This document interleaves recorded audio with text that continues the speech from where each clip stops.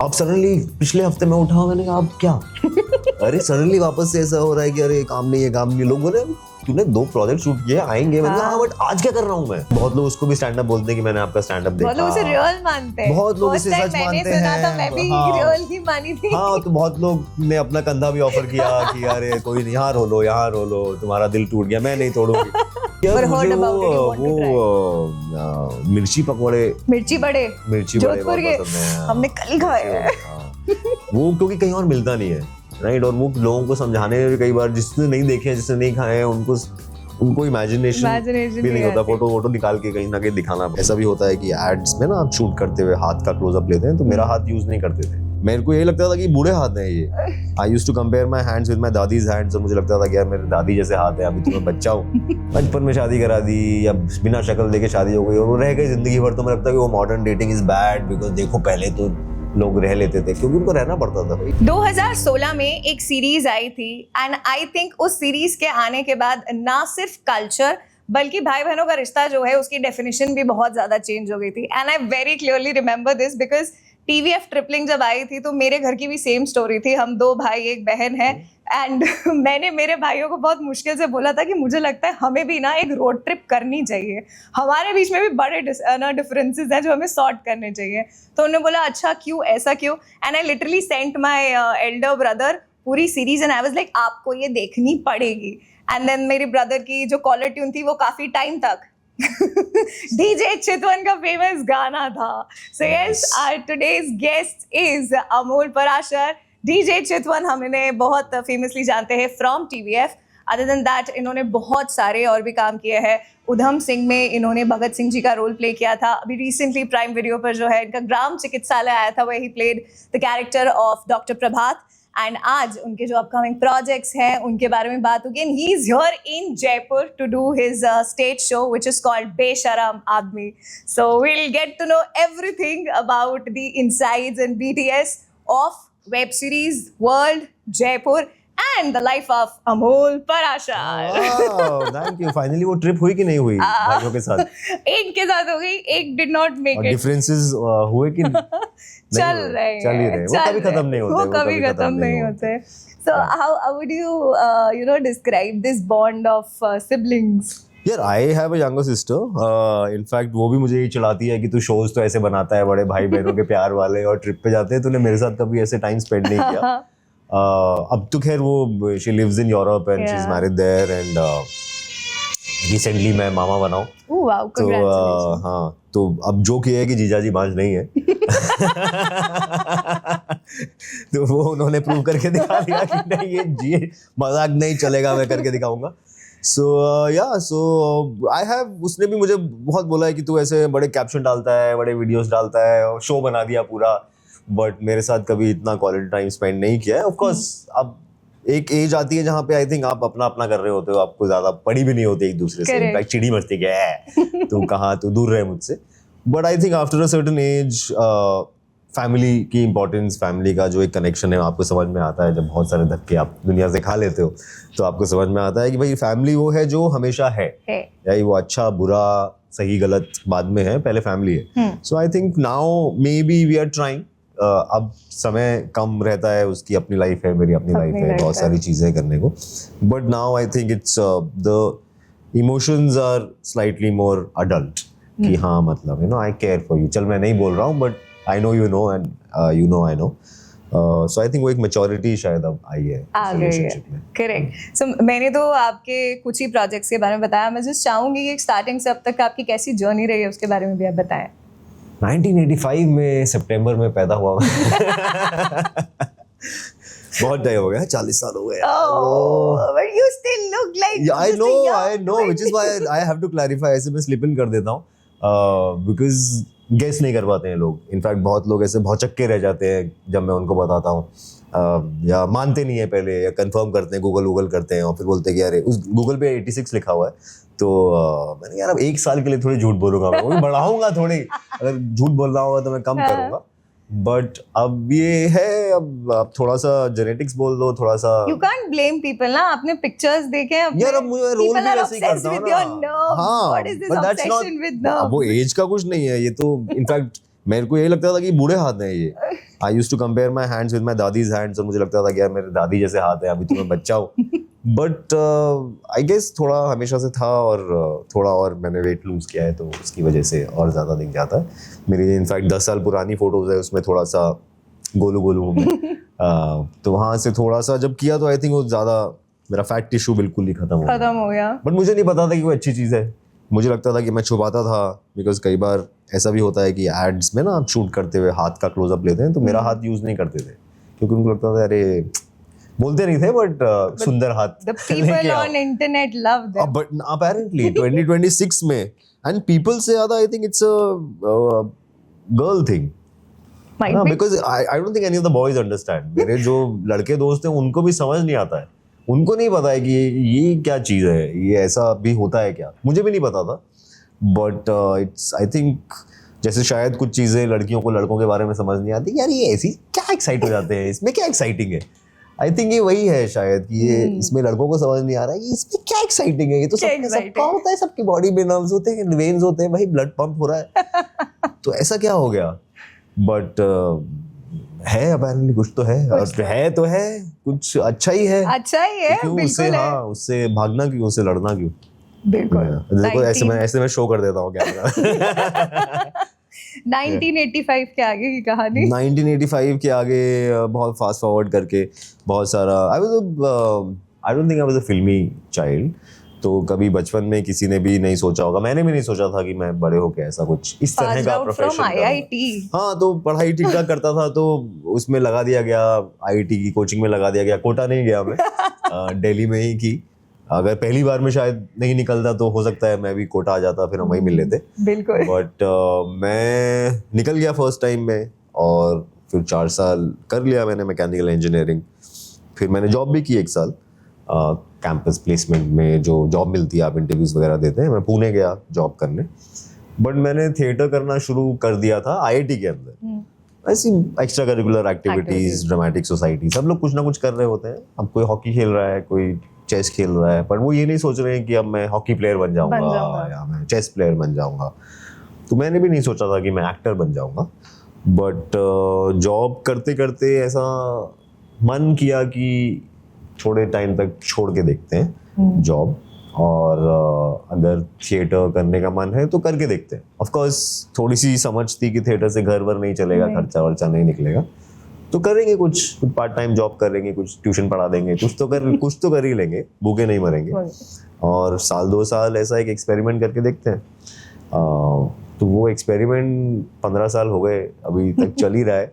उसका रिजल्ट क्या निकला अभी पता नहीं, बट क्योंकि मज़ा आता रहा और सरवाइव करते रहे आई थिंक, तो वापस जाने का रीज़न नहीं मिला. अब तो मम्मी पापा को भी बॉम्बे बुला लिया है, तो एक तरह के स्टैम्प हो गए कि अब शायद यही है. 15 साल बाद ये बोल सकते हैं कि अब शायद मैं यही करने वाला हूँ. And you are doing so great. I mean every character आपका कोई भी देख लो, आप ग्राम चिकित्सालय जो रिसेंट आया वो देखिए, tripling was a super duper hit. हाँ, तो ट्रिपलिंग से काफी चीजें बदली. इससे पहले मैं थिएटर करता था, कुछ एड्स कर लेता था. You did a film with Ranbir Kapoor also, Rocket से. मिल जाए तो कर लेते थे आप.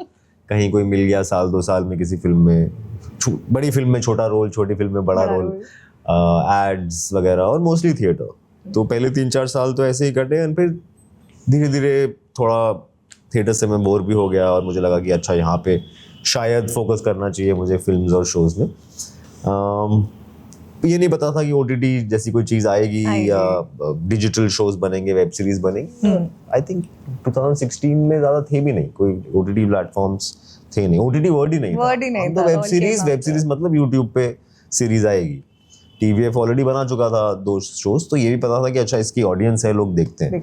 सो ट्रिपलिंग से थोड़ी उम्मीदें भी थी, थोड़ा डर भी था, क्योंकि बनाते हुए पता नहीं चलता है कि अच्छा बन रहा है, क्या बन रहा है, वो किसी को नहीं पता होता है for sure.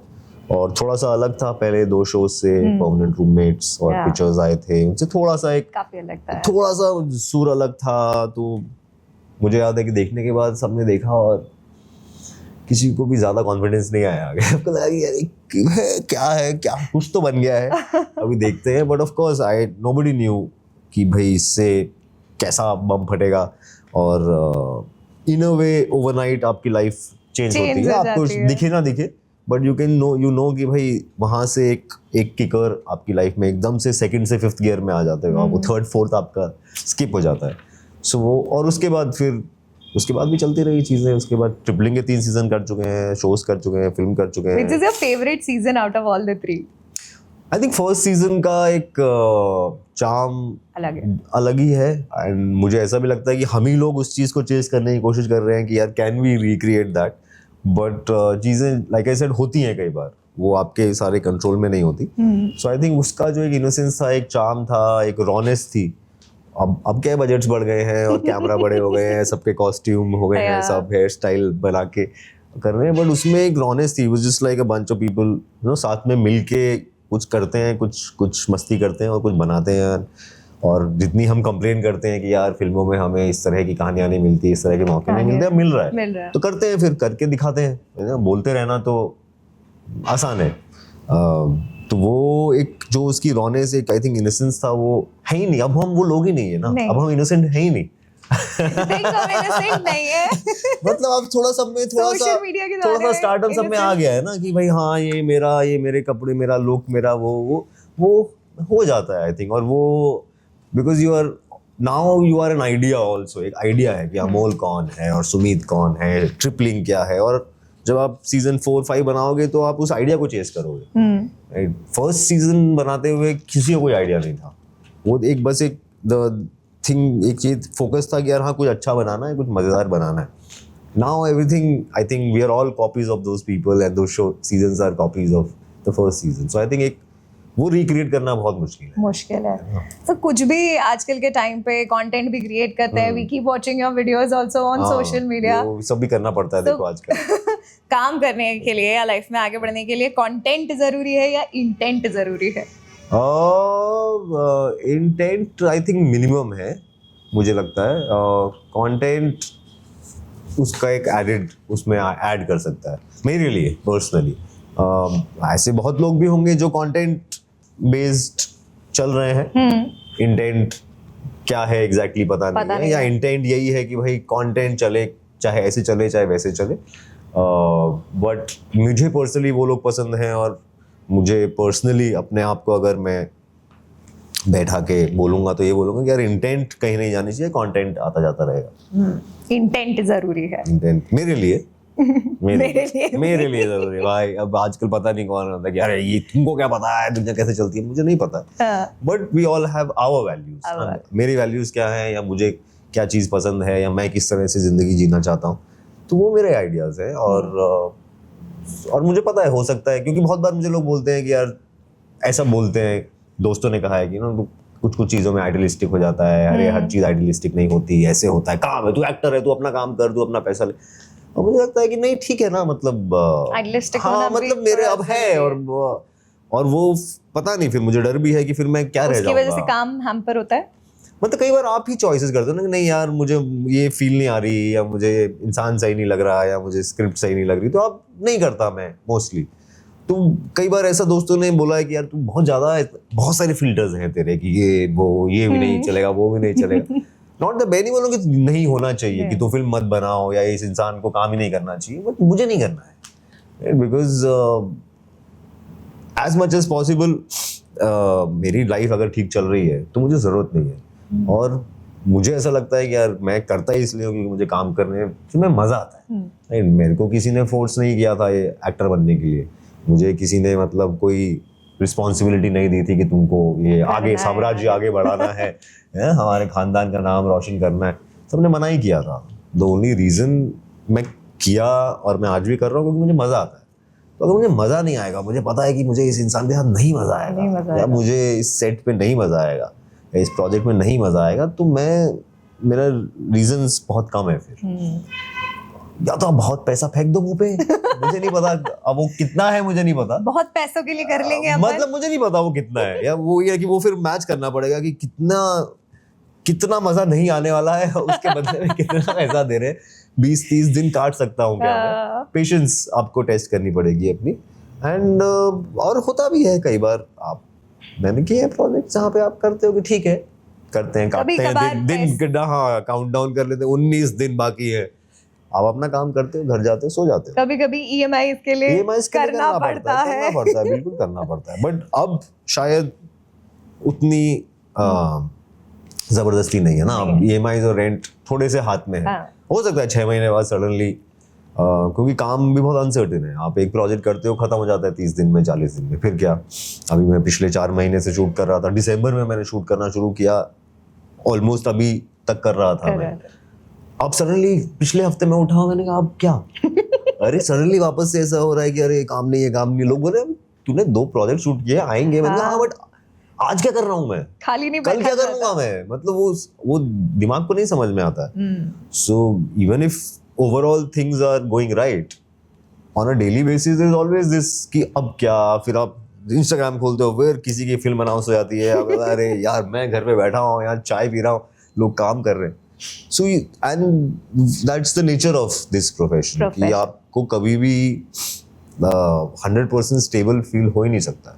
So you might as well get used to it कि ये होता रहेगा। When I told my friends, some of the friends that I'm going to interview Amol Parashar, it was like कोई फिल्म आ रही है, कोई series आ रही है, मैंने कहा नहीं, वो जयपुर आ रहे हैं अपने स्टेज शो के लिए, which is called बेशरम आदमी। करेक्ट। तो उन्होंने बोला Amol Parashar stand up comedian कब बन गए? हाँ, ये बहुत लोग स्टैंड अप कॉमेडी बोलते हैं, इसलिए आजकल I think stand up comedy बहुत ज्यादा देखी जाती है। But this is more of a storytelling. This is more of a story. This is probably I would say, मतलब मैं अभी तक शर्माता था बोलने में, but I would say it's more of a play. Right? मैं क्यों शर्माता था, उसका रीजन ये है कि प्ले सुन के मुझे लगता है कि कई बार लोगों को या यंग लोगों को लगता है कि अरे कुछ सीरियस, कुछ बोल पका देंगे, कुछ ज्ञान देंगे। तो वो मैं उससे डर था मेरा कि यार ये ना हो। तो हमने कभी कोई वर्ड कमिट नहीं किया कि क्या है, और ऑनेस्टली भी ये सोच के नहीं बनाया कि प्ले बनाने या स्टैंड अप बनाने हैं। मुझे एक्टिंग आती है तो मैं एक्टिंग करता हूँ स्टेज पे, ठीक है। मुझे एज अमोल जोक सुनाना नहीं आता, राइट, या मतलब मुझे ऐसा लगता है कि मैं उतना स्ट्रांग नहीं हूँ, मुझे एक्टिंग करनी। So I am performing on stage. So अगर आप बेशरम आदमी देखेंगे तो मैं एक्टिंग कर रहा हूँ, राइट। मैं अमोल नहीं हूँ उसमें, मैं हूँ एज अ परफॉर्मर, बट मैं कहानी सुना रहा हूँ कि मेरे साथ ऐसा हुआ, कल मम्मी आई, कल पापा आए, मेरी बीवी आई। मेरी बीवी असली लाइफ में तो कोई है नहीं, राइट। तो लोग आई थिंक देखते देखते समझ जाते हैं कि अच्छा ये एक क्रिएटेड स्टोरी है, this is a performance, right.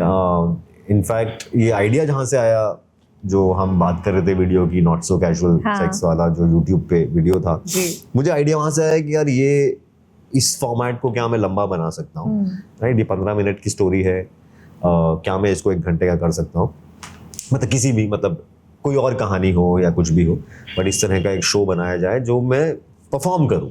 वहाँ तो एक बार परफॉर्म किया, यूट्यूब पे आ गया, खत्म हो गया, ठीक है, देख लिया बहुत लोगों ने देख लिया। तो वो वहां से मुझे आइडिया आया था। इनफैक्ट वो स्टोरी भी परफॉर्मेंस ही था। बहुत लोग उसको भी स्टैंड अप बोलते हैं कि मैंने आपका स्टैंड अप देखा, बहुत लोग उसे रियल मानते हैं, बहुत लोग इसे सच मानते हैं। मैं भी रियल ही मानी थी। हाँ, तो बहुत लोग ने अपना कंधा भी ऑफर किया कि अरे कोई नहीं, यहाँ रो लो, तुम्हारा दिल टूट गया, मैं नहीं तोड़ूंगी।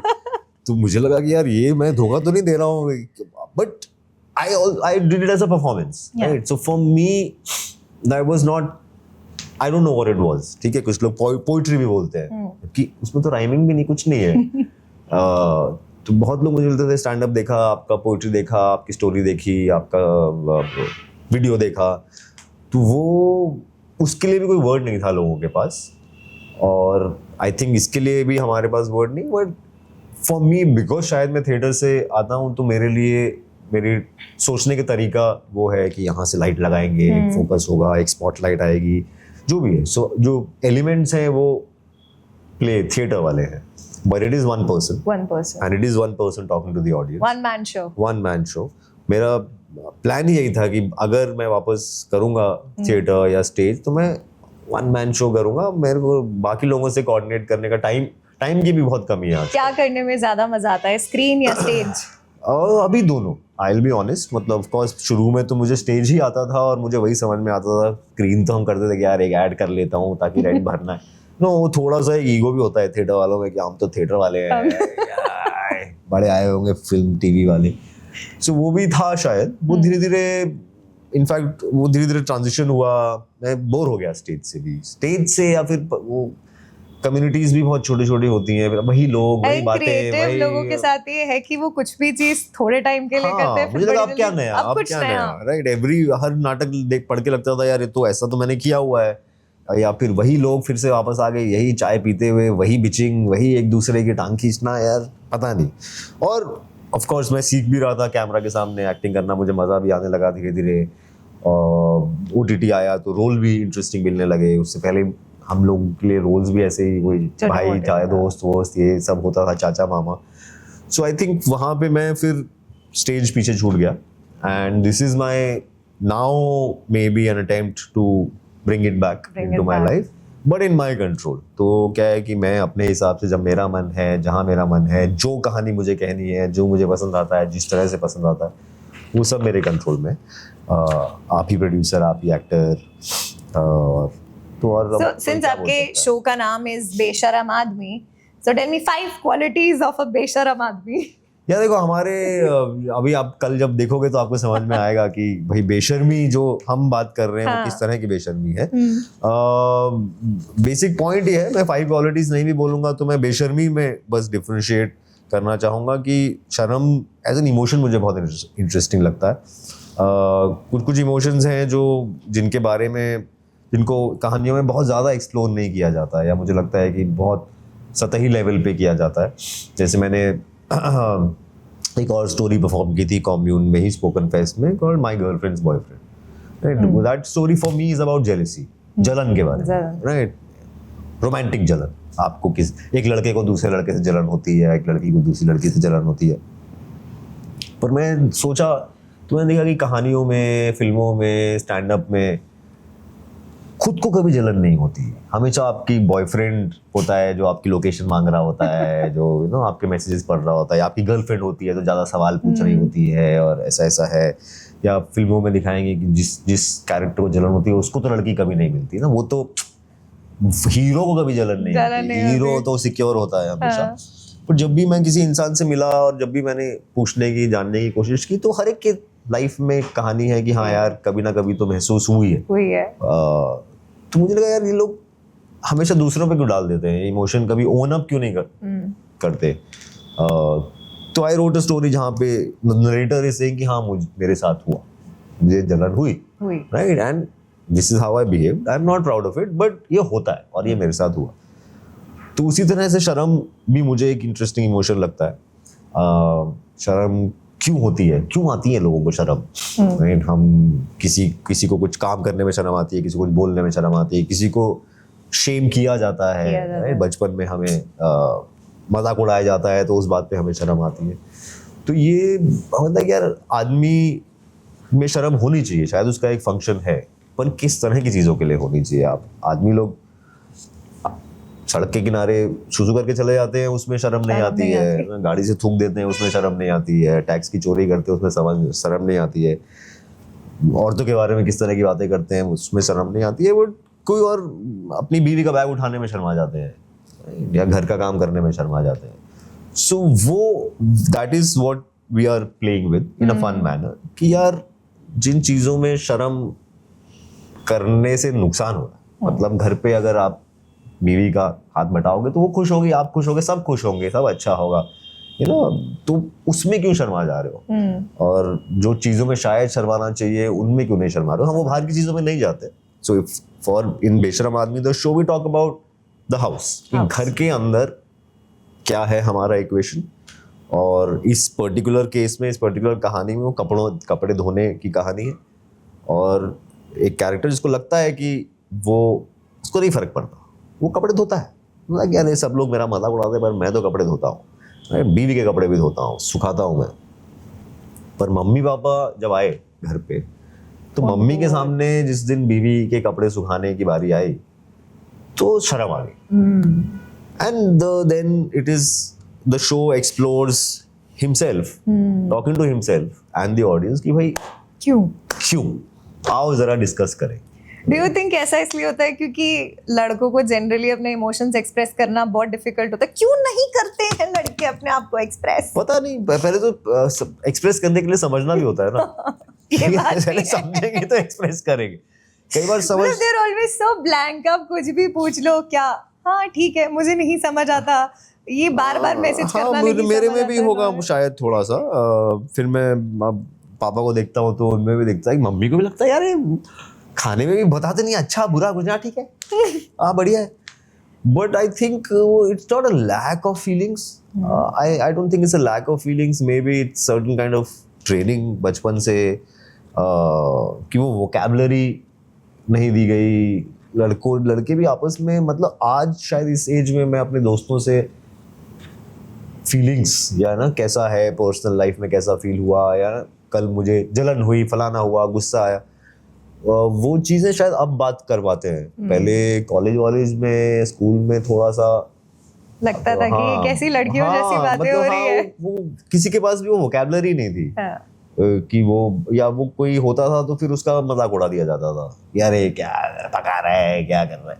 सो there is in chase of, मैं इसी सोचते सोचते बोल रहा हूँ कि शायद वो एक, कि कॉम्प्लिकेट मत करो चीजों को, या यू नो यार ये जस्ट गेट अप हाँ। एक वाला जो एटीट्यूड होता है ना कि यार ये रो मत ज्यादा, चलो हो गया चीटी मर गई।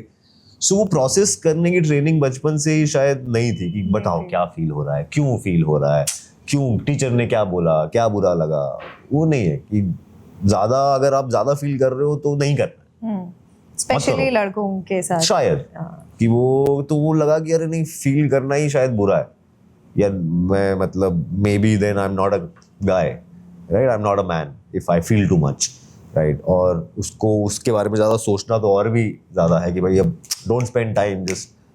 अभी आज की डेट में कई बार पापा बोलते थे कि यार ये बहुत हो गया, चलो यार एक सेकंड यार ऐसे मत करो ठीक है चलो कुछ नहीं है, ठीक है। अभी मैं कुछ फील कर रहा हूँ, अगर मुझे गुस्सा आ रहा है, अगर मुझे कुछ वो हो रहा है, मुझे सैडनेस हो रही है, जो भी है, मैं वो होगा ना, आपके ऐसे करने से थोड़ी गायब हो जाएगा वो।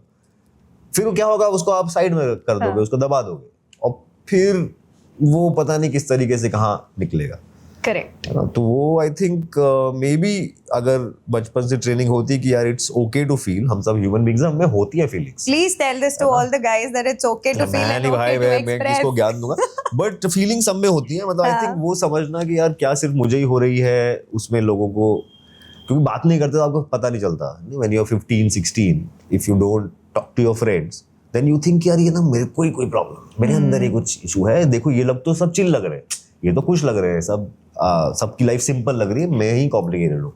बट आई थिंक वो हर इंसान के साथ हो रहा है, बिल्कुल। बट क्योंकि अगर आपने वो नहीं सीखा है उसको शेयर करना, उसको बारे में बात करना है, एक्सेप्ट करना कि यार हम सभी हैं अंदर से, सब टेढ़े मेढ़े ही हैं, एंड इट इज ओके, जो मैं हूँ वो मैं, it's okay to be me. I think वो एक चीज है जो अगर यंग एज से डाली जाए in boys and in girls, both, I think that will change the quality of their lives. Great. Since मैंने आपके काफी सारे इंटरव्यूज देखे हैं और आपको एक रिलेशनशिप एक्सपर्ट माना जाता है, मतलब बना दिया है लोगों ने, मैं तो नहीं मानता हूँ, मतलब मैं नहीं मानता हूँ, और अगर मेरी एक्स गर्लफ्रेंड से पूछोगे तो वो तो हंस देंगी शायद जोर से कि ये आया बड़ा एक्सपर्ट। तो एक दो सवाल मैं सोचा कि यार, क्योंकि आजकल जेनजीज वर्सेस मिलेनियल्स की डिबेट बहुत ज्यादा चलती रहती है, और दोनों का प्यार को, इश्क को देखने का तरीका बहुत अलग है। तो ये सिचुएशनशिप्स के जमाने में क्या आपको लगता है कि इश्क एग्जिस्ट करता है आज भी? नहीं, बिल्कुल ये इश्क ही है, ये इश्क ही है। मेरा मानना है ये सब इश्क ही है। ये वर्ड्स बदल जाते हैं, तरीके बदल जाते हैं, कल्चरल नॉर्म्स बदल जाते हैं, बट है तो ये डीप डाउन एक फीलिंग जो एक इंसान को दूसरे के लिए कुछ फील होती है। और पर आजकल बहुत फास्ट फील हो रही है ना, आजकल बहुत जल्दी राइट स्वाइप्स हो जाते हैं। पहले आप इतने लोगों से मिलते नहीं थे जिंदगी में, आपके पास इंस्टाग्राम ही नहीं था, अभी आप फोन पे इधर उधर, इंटरनेट, रियल लाइफ। मुझे लगता है अब मैं ऐसे मैथमेटिकली बोल रहा हूँ कि मतलब आप जितने लोगों को शायद 100 साल पहले मेरे दादा दादी जितने लोगों को जिंदगी में मिले होंगे, मैं शायद एक महीने में मिल लेता हूँ उतने लोगों से। सो आपका एक्सपोजर और वो कितना ज़्यादा है, मतलब यहाँ ट्रैवल करते हैं, हम ये करते हैं, वहाँ चले जाते हैं। वो शायद गांव में पैदा हुए, गांव में ही, उसी गांव में ही जिंदगी बीत गई पूरी 60-70 साल। सो आई गेस अब वो उसके प्रोज एंड कॉन्स हैं कि लोगों को लगता है कि ऑप्शंस हैं, यू नो, व्हाई सेटल। अब वो बहुत सारी जिंदगियां ऐसी निकल गई होंगी अनहैप्पी मैरिजेस में, अनहैप्पी रिलेशनशिप्स में। आजकल घोस्टिंग कल्चर भी बहुत है, तो if someone ghosts you and says that you deserve better, तो this is an It's not emotional you, it's not maturity me. और कावर्डिस, मतलब व्हाट इज इट, क्या है ये? आई डोंट नो यार, मतलब ये I think person to person depend करता है जो भी है। इवेंचुअली पॉइंट आई थिंक यही आता है कि जो भी फील हो रहा है कई बार हम बता भी नहीं पाते, राइट? कई बार वही भी बोलने में डर लगता है कि यार मुझे तुम्हारे लिए ज्यादा फील नहीं हो रहा, राइट? क्योंकि ना सामने सुनने की मैच्योरिटी है, ना आप में उसको सही से ऑनेस्टली बोलने की मैच्योरिटी, और ये सब ना बोल पाने में आप गेम्स ही खेल जाते हो, राइट? कि मेरे से ना बोला जाएगा, पता नहीं सामने वाले से सुना जाएगा कि नहीं, मैं गायब हो जाता हूँ। इट्स वो आई थिंक बोथ वेज है कि if अगर जो हम फीलिंग्स की बात कर रहे थे वही है कि अपनी फीलिंग को समझना कि मुझे फील क्या हो रहा है और मैं इसको क्या ऑनेस्टली बोल सकता हूँ, एंड मे बी जो सुन रहा है उसको भी वो चाहिए कि यार एज लॉन्ग एज ऑनेस्टली मुझे बता रहा है। अब इस बात में गुस्सा हो रहा है, ऐसा फील भी कैसे किया तुमने, और तुम how dare you not feel anything towards me, आप किसी को जबरदस्ती नहीं करवा सकते। हाँ. वो आई थिंक दैट्स वेयर, और ये मैं बोल रहा हूँ कि मेरे साथ भी हुआ है कुछ चीजें शायद जो आज मैं कॉन्फिडेंटली अपने बारे में बोल पाता हूँ या शेयर कर पाता हूँ विद अ पार्टनर, मैं नहीं कर पाता था 15 साल 10 साल पहले पिछली रिलेशनशिप में। फिर आपको लगता है कि हाँ शायद वही गलती थी, ये मन की बात में कभी पूरी तरह से बोल ही नहीं पाया, क्योंकि मुझे डर लगता था कि यार ये बात तो अच्छे से प्रोसेस नहीं की जाएगी, झगड़ा ही होगा तो अवॉइड कर जाओ, राइट? तो वो avoidance of feelings, your own feelings and other people's feelings, I think उससे कंफ्यूजन क्रिएट होता है। बाकी I have seen couples who maybe even they break up, they are very fine and you know and they move on and they are able to be great friends because वो honest है जो भी है कि यार ये मैं हूँ, ये मुझे फील हो रहा है, ये मुझे फील होता था, अब नहीं हो रहा है, तुम देखो ये, and then you find a way। आजकल की लड़कियों का ना काफी ज्यादा कंप्लेंट रहता है that there are no emotionally available guys out there, सब इमोशनली बड़े अनअवेलेबल हैं। ऐसा व्हाट मैं भी देखता एडवाइस रहता हूँ would you give memes। To the guys to how to be मुझे इमोशनली नहीं पता यार, available? I have not dated any guys, तो I don't know what exactly it means कि Would you maybe say I have कि- been that guy किसी के लिए कि भाई ये नहीं, थोड़ा और हो सकते हो availability, but I may be it's that thing हम जो बात कर रहे थे कि वो ट्रेनिंग थोड़ी सी कम रह गई है। कम रह गई थोड़ी सी, एंड फिर वो ट्रेनिंग क्या है कि फिर वो relationships become the training ground, and which is sad कि भाई आई एम श्योर लड़कियों को भी लगा अब तेरी ट्रेनिंग करने के लिए मैं कि भाई पहले से कहीं से ट्रेन होके आओ, बट बहुत सारी चीजें मुझे लगता है कि मैंने अपने रिलेशनशिप से सीखी है यार। The women in my life have taught me so much about these kind of things, जो मैं इतनी बातें बना पा रहा हूँ, इतनी कर पा रहा हूँ, कहाँ से आई? आपने साथ में किसी के डिस्कवर किया, डिस्कस किया, यू नो, समझी कि अरे हाँ ये भी तरीका है दुनिया को देखने का। अगर मैं बॉयज हॉस्टल में ही रहता और वैसा ही होता तो वो एक अलग, तो मैं भी था यार क्या फर्क पड़ता है, शराब पियो, एक गर्लफ्रेंड रखो, एक अफेयर कर, यू नो, एक वो अलग ही वर्ल्ड व्यू बन जाता है आपका कि अरे औरतें अलग ही होती हैं, हमें भी नहीं सब। Then it becomes like they are complicated. They make everything complicated. So then there is a gap between the two genders. And वो मुझे लगता है कि I feel happier कि I didn't go down that route. हम लोग बचपन से आई थिंक काफी ज्यादा से शायद बॉलीवुड का भी रह सकते हैं कि हम बचपन से ही बॉलीवुड पिक्चरें देखते हुए बड़े हुए। डू यू थिंक कि you know there is any relationship advice जो बॉलीवुड ने हमें दी थी पर गलत है यार, ये ऐसा होता नहीं है रियल लाइफ में?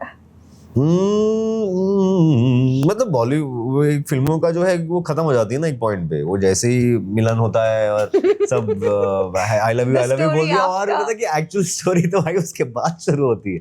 वो पहली बार आई लव यू बोला कि वो तो ठीक है, वो तो प्रीक्वल है बस, राइट? हैप्पीली एवर आफ्टर आपने तो बोल दिया, but I think the real meat और एक्चुअल जो लाइफ की फीलिंग्स, कॉन्फ्रंटेशन, जो even with your own self कि आप कौन हो, आपको एक्चुअली रिलेशनशिप के अंदर जाके समझ में आता है। And yes there are some films about that also, but very few I would say जहाँ पे एक ऑब्जेक्टिवली व्यू लिया गया कि भाई रिलेशनशिप के अंदर क्या होता है। Of course for drama purposes आप थोड़ा कई बार ज्यादा कॉन्फ्लिक्ट दिखा देते हो या थोड़ा एक आदमी को, एक पार्टी को थोड़ा सा गलत दिखा देते हो, बट मुझे लगता है कि वो एक है कि बस जिस दिन हाथ पकड़ेंगे आई लव यू बोला उसके बाद तो लाइफ सेट है।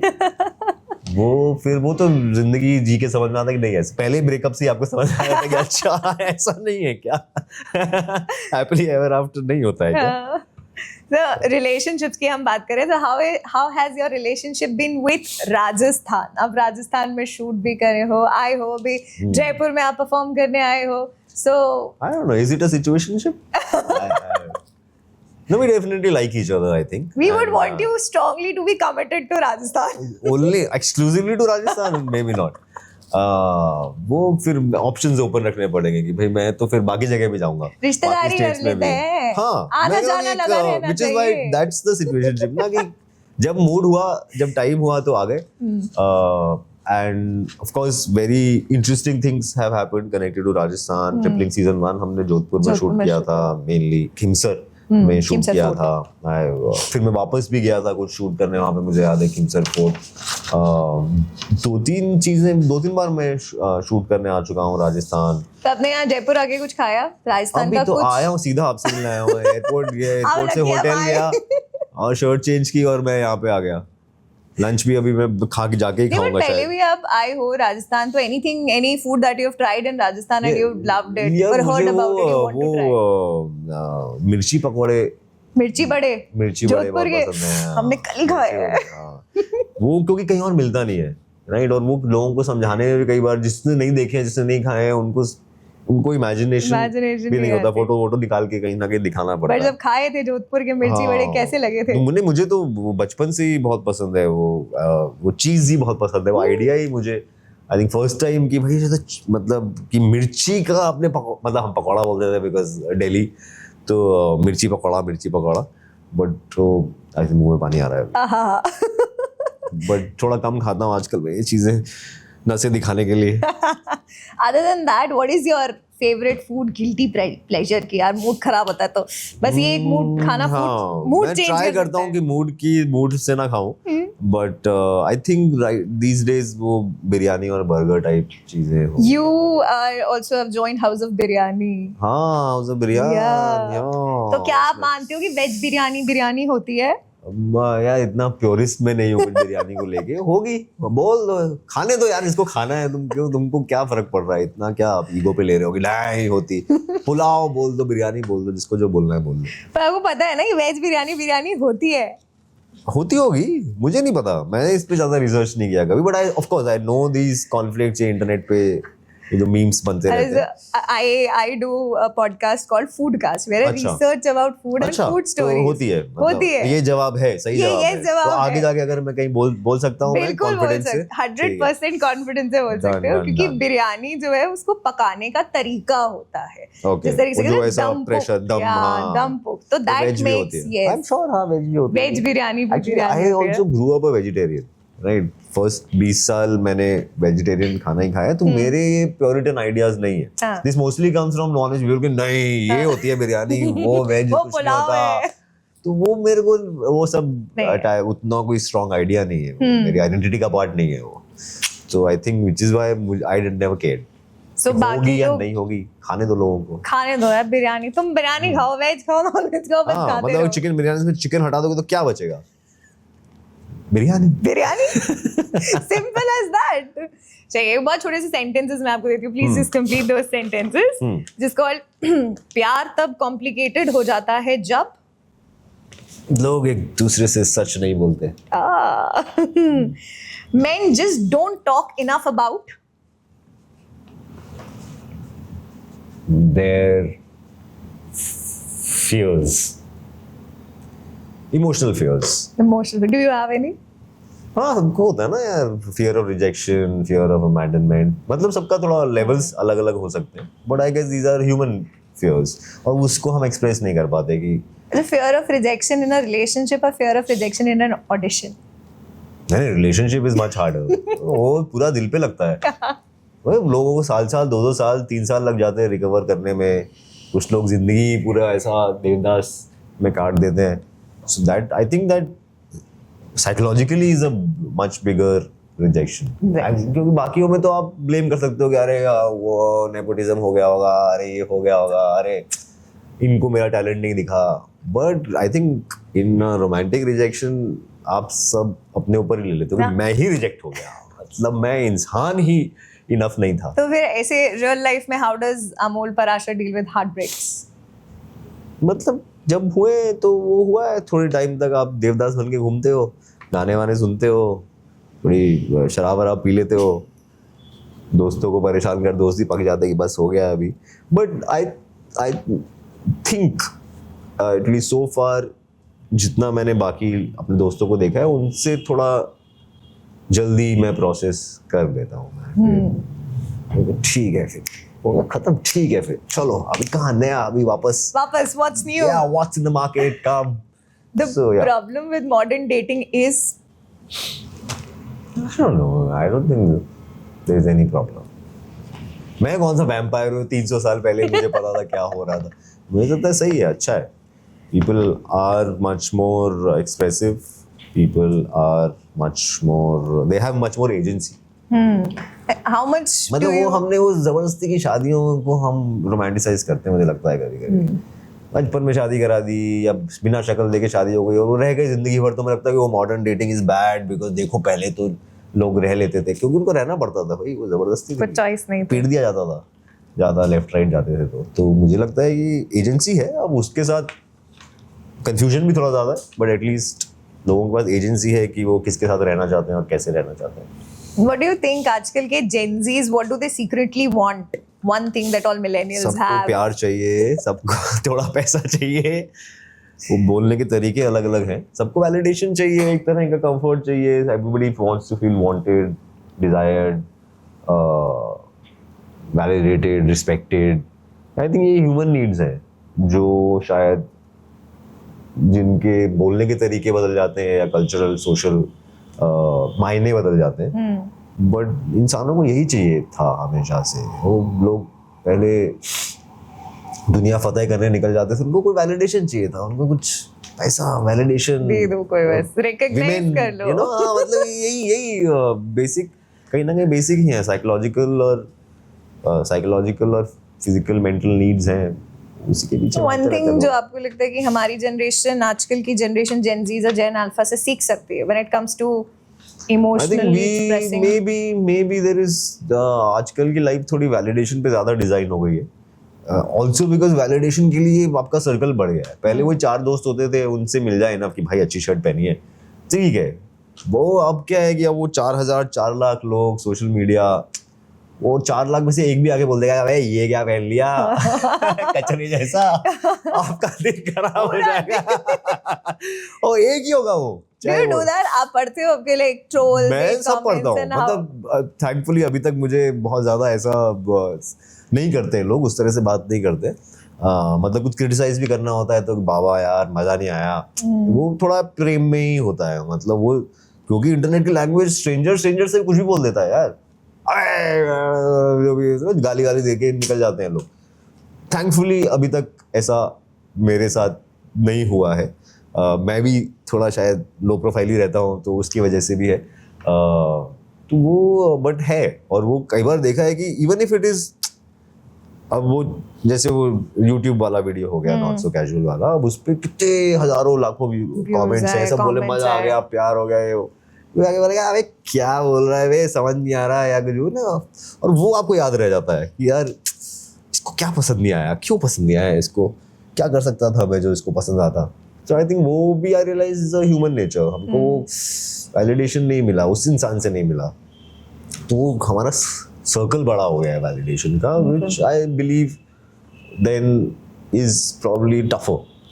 पहले वही है ना कि 3 दोस्त ऑफिस में आपसे खुश है तो आप खुश हो, कि पार्टनर खुश है, माँ बाप खुश है, बच्चे खुश हैं, दोस्त 4 5 10 जितने भी हैं खुश हैं, ठीक है. अब आपको पूरी दुनिया को खुश करना है. हर किसी भी फोटो पे कितना भी आप महंगी चीज पहन के डाल दो, कहीं भी घूमने चले जाओ, कोई ना कोई आ जाएगा. क्या पूरी दुनिया को खुश करना जरूरी है? वही नहीं है, बट अब क्या करे, वो जब कोई नहीं खुश होता है जो आपको दिख जाता है, एक तो पता ही नहीं आपको. हाँ. तो आप नहीं है खुश, आपको पता भी नहीं कोई कहीं पे खुश नहीं है. यहाँ पे तो वो आके बता देता है ना आपको वो आके कमेंट में DM में आपको बता देता है कि भाई मैं आपसे बिल्कुल खुश नहीं, आपकी शक्ल देख के आज मेरा दिन खराब हो गया, और ये सुन के आपका दिन खराब हो जाता है. So I think maybe I think और मैंने एटलीस्ट अपने टीनेज ईयर्स और 20s में ये सब एक्सपीरियंस नहीं किया.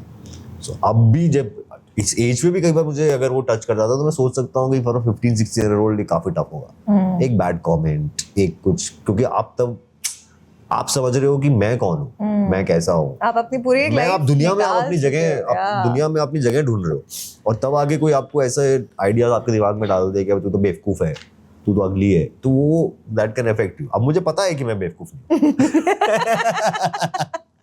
भाई 30 साल जी लिए, मुझे पता है कि मैं नहीं हूँ, ठीक है, आईआईटी का एग्जाम निकाल दिया है मैंने, तो वो कमेंट मुझे उतना अफेक्ट नहीं करने वाला है। But if I was 13 year old, okay, बोलते कि भाई तू तो शक्ल ही बेवकूफ जैसी है, वो रह तो जाता आप 2 दिन तक सोचोगे कि बहुत ज्यादा। मैं बेवकूफ तो नहीं हूँ इस दुनिया में, बाकी सारे समझदार हैं। So I think it's tougher for young people these days because young age में लगता है कि लोग जरूरी है, age you grow older I think realise होता है कि नहीं, सबको खुश नहीं रख सकते, नहीं रख खुद सकते, को हाँ, रखना भी और बहुत अपने जरूरी ऊपर है। कॉन्फिडेंस भी थोड़ा सा आ जाता है आपके ऊपर कि हाँ, जो मुझे अपने स्ट्रेंथ्स और वीकनेसेस पता है, ठीक है, तो आपके बोलने से मुझे उतना कोई फर्क नहीं पड़ने वाला। Correct. Let's play one last fun 90s Yes. के गानों का गेम। उफ क्या रात आई है, उफ क्या रात आई है, मोहब्बत रंग लाई है, हम जश्न मनाएंगे। ये थोड़ा आपने ऐसा ढूंढा तो थोड़ा ऑब्सक्योर तो है। बहुत फेमस गाना है, विच फिल्म? करण अर्जुन, राजा हिंदुस्तानी। राजा हिंदुस्तानी। क्या आगे क्या होता है? हम जश्न मनाएंगे, हम जश्न मनाएंगे, नाव सागर छलकाएंगे, ना This is not होश on में my map. आएंगे, मतलब lyrics are not on my तेरे मैप, गाना इश्क सुना में हुआ। नाचेंगे, तेरे इश्क में गाएंगे, तेरे इश्क में नाचेंगे। यस, चलो ठीक है। नाइस। पहले प्यार की पहली चिट्ठी, पहली चिट्ठी, आजा आजा आजा आजा, जैसे कबूतर जा जा जा। यस, हाँ। कैसे शुरू होता था? कबूतर मैंने जा, पहले प्यार की पहली चिट्ठी साजन को दे आ, कबूतर जा जा जा कबूतर जा। नाइस। है प्यार क्या, मुझको क्या खबर, हाँ बस नफरत के लायक हूँ मैं। ये तो बीच की लाइन है शायद कहीं पे। सेकंड लाइन है, फर्स्ट Second लाइन तो line गैस है, करनी है ना। अच्छा, फर्स्ट लाइन गेस करनी है। हाँ, खलनायक, यार नायक नहीं खलनायक हूँ हाँ। मैं। करेक्ट। है प्यार क्या, मुझको क्या खबर, हाँ बस नफरत के लायक, यार, कितना नायक नहीं। और वैसे बाल वाल संजय दत्त, पीक संजय दत्त पीक तेरा पीक। कल नायक। ओके। जहां कभी तेरे पैरों के कवल गिरा करते थे, ये गुलजार, हंसे तो दो गालों पे भंवर भंवर पड़ा करते थे। प्यार की आगे भी आना, हंसे तो दो गालों पे भंवर पड़ा करते थे, हंसे तो दो भंवर पड़ा करते थे, घर के बल पे नदी बड़ा करती थी, छोड़ाए हम वो गलियां। क्या last song, a very romantic song. जमी को आसमां बनाऊं, सितारों से ज़मीं सजाऊं, को आसमां बनाऊं, सितारों से सजाऊं, अगर तुम कहो तुमको बुलाऊं, कदम तुम जहां जहां रखो। ग्रेट बाबा, यू आर ब्यूटीफुल। अरे कहाँ मुझसे गवा दिया, अभी आपका इतना फ्लॉप होने वाला ना ये। अरे कुछ फ्लॉप नहीं होने वाला, अभी तो ओजी अब आएगा कमेंट ही, अबे कितना गंदा गाते हैं। पर अब हमें पता है कि हम गंदा नहीं गाते हैं। मुझे पता है कि मैं गंदा गाता हूँ, तो मेरे को कोई फर्क नहीं पड़ने वाला, मुझे इनफ लोग बोल चुके। कोई बात नहीं, अपन अपना ओजी सॉन्ग गा देते हैं, DJ Chitwan in the house, how can we not sing that. यहाँ पे आपको हेल्प करनी पड़ेगी। How does this start? वो तो मतलब अगेन बेसुरा गाऊंगा मैं। चलेगा। सगा सगा सगा सगा रे मा रे मा रे मा रे मा गा पा गा पा गा पा गा पा गा पा मा गा मा मा मा मा मादा मादा मादा मादा मादा मादा मादा मादा मादा मादा मादा। बाकी आप वैसे भी बीप करने वाले थे, तो मैंने खुद ही बीप कर दिया। So all the viewers जो रेडियो सिटी राजस्थान पे आपको देख रहे हैं, प्लीज यार आपका कोई प्यार वाला मैसेज दो उनको। और आप दो मुझे प्यार वाला मैसेज। हाय गाइस, मेरा नाम है अमोल पाराशर और मैं हूँ अभी जयपुर में। दामिनी के साथ मैंने एक बहुत ही प्यारी कॉन्वर्सेशन की है, आप इसे देखिए और फॉलो कीजिए इन्हें, और अच्छा लगे तो मुझे भी फॉलो कीजिए, उनका काम फॉलो कीजिए, मेरा भी काम फॉलो कीजिए, और प्यार भेजते रहिए इंस्टाग्राम पे।